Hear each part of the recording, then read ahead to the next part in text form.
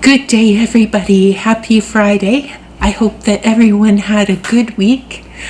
I'm Kathy W. Welcome to the April 25th chat. Thank you so much to those who watch every week, taking the time to comment and to click the thumb button. I noticed that in the past 2 weeks, many new people have decided to watch videos here. And I want to say thank you so much. It is such a highlight of my week to meet up with you all here each Friday. For anyone who is new, maybe take a minute to grab a cup of tea or coffee and your yarn. These Friday videos are usually 10 to 15 minutes. It's a place to visit and share about yarn, crochet projects, knitting projects, and occasional other things that are yarn related. My yarn life is about sharing and giving, learning and growing. I hope you will join me on the journey, and I hope you will make this a regular Friday visit. Many of the things I make are for donation, but those patterns are often wonderful ideas for gifting to people or for using in craft markets if that's something that you like to do. I would love to hear from all of you by email or in the comments. Would you let me know where you are viewing from? Not your address, as I'm not mailing something to you today. Just comment the province or state or country. It would be fun to hear, near and far, all the places that people are watching from. And in the next week's video, I can mention all the locations. Let me start us off by saying I'm in Ontario, Canada. This past week, flowers are starting to bloom in the gardens, and around here, weather is beginning to feel like spring. When it comes to finished items and works in progress this week, I have a bunch of finished items and 2 works in progress. Before I get a start on showing those, a quick reminder to get pictures for the Something New Make Along slideshow to me by May 1st. If you need an extra day to get the pictures to me, I won't be able to start on the slideshow until late in the day on May 2nd. Since there was a long weekend in April, some of us might need the extra day to finish things up. So getting an email to me on the Friday will work out okay too. Oh, and if you have sent an email and have not heard a reply back from me, please email me again, as I always reply back when I see your email. There will be a slideshow for the Something New Make Along on the first Monday of May, on May 5th. So first, let's start with one of my works in progress. I have started a scarf that will match a hat made earlier this year. This one is a knit scarf, and it is an easy 2-row repeat, mostly using knits and purl stitches, but resulting in a pretty stitch pattern. Here, I'll show you the stitch pattern. There we go. This one I will be donating to Casting Off the Cold, together with a brioche hat that I made earlier this year. The pattern is called Unisex Scarf and is by KnitPurlDesign. It is a free pattern on Ravelry. And there we go. I've got quite a bit done. I maybe 25% of it done this week. For anyone who's new, who's watching, if you'd like to find any patterns or any of the YouTube creators that I mentioned in my video, there is always information about how to find them in the description box below. Now next is an update about the blanket I'm making for Judy's Creations in Crochet.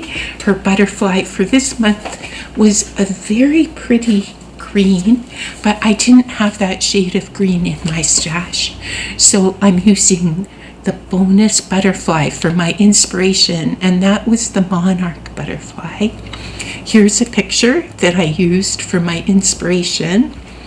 This is the first of the blankets that I will be making using squares from the Sunny Spread Throw. It's a free pattern on Yarnspirations designed by Ellen K. Gormley. I'm using a 6.5 millimeter hook, and the yarn is Red Heart Comfort in the color orange. Now the Red Heart Comfort, it is, let's see, one second. It says it's a number 4. They say to use a 5 millimeter, but I used a 6.5, and there was no dye lot on it. It's 454 grams or 16 ounces and 792 meters or 867 yards per skein. Now, this is one of the projects that I'm working on. For this blanket, I used 25 of the squares to make a small blanket. There we go.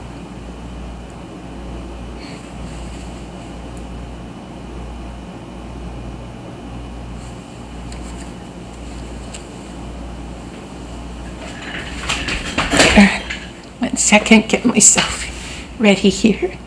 And this one's sized for a toddler. The border that I used on the blanket is actually one that I recently learned to make. The border is from the Peach Delight Dishcloth by Maggie Weldon. There, see? And I chose the border because it would leave enough yarn to join the squares and make a border on the second Lapghan sized blanket that I'm making. The Lapghan is a work in progress and will be joined together next week. See, this is, there's 20 in here, and this is how much yarn I have left from 3 of the yarn skeins of the Red Heart Comfort. Now, I also made a hat to go with this toddler blanket so that the set can be donated to Casting Off the Cold. The pattern for this hat is also free. It is by the Red Heart design team from Yarnspirations. It's called the Preemie Crochet Hats pattern. It was originally written to use a 5 millimeter hook, and I used this thicker yarn. I used the 6.5 millimeter hook so the size will fit a toddler aged 1 to 2 years. So far, after making all of those and border on one blanket and crocheting the hat, now I have enough left, I think, to make that other Lapghan. I'm hopeful, and we'll see next week. So that's something to hope for. We'll see.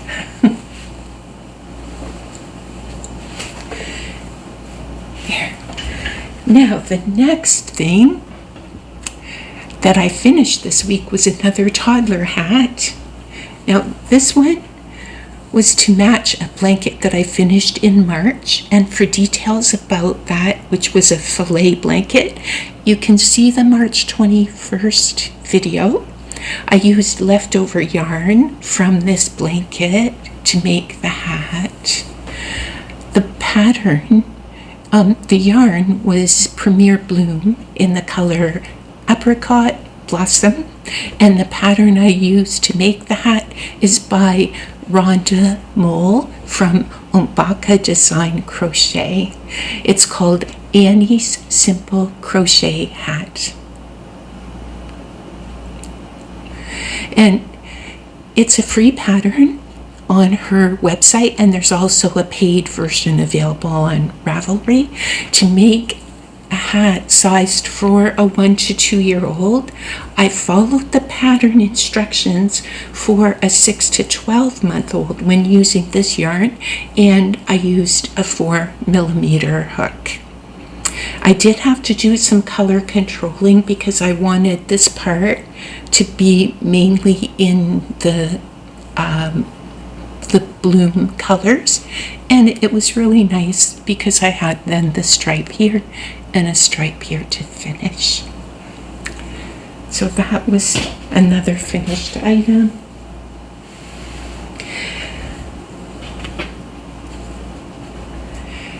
And next, a few more finished items for this month, an update about Laura's Wednesday Wipeout, and the washcloths I've been making during April. Each week, I tried to make the one that Laura chose on the previous Wednesday slideshow, and the ones that I made this month are, first of all, Peach Delight. The next one was Tropical Breeze. There we go. And also Funfetti.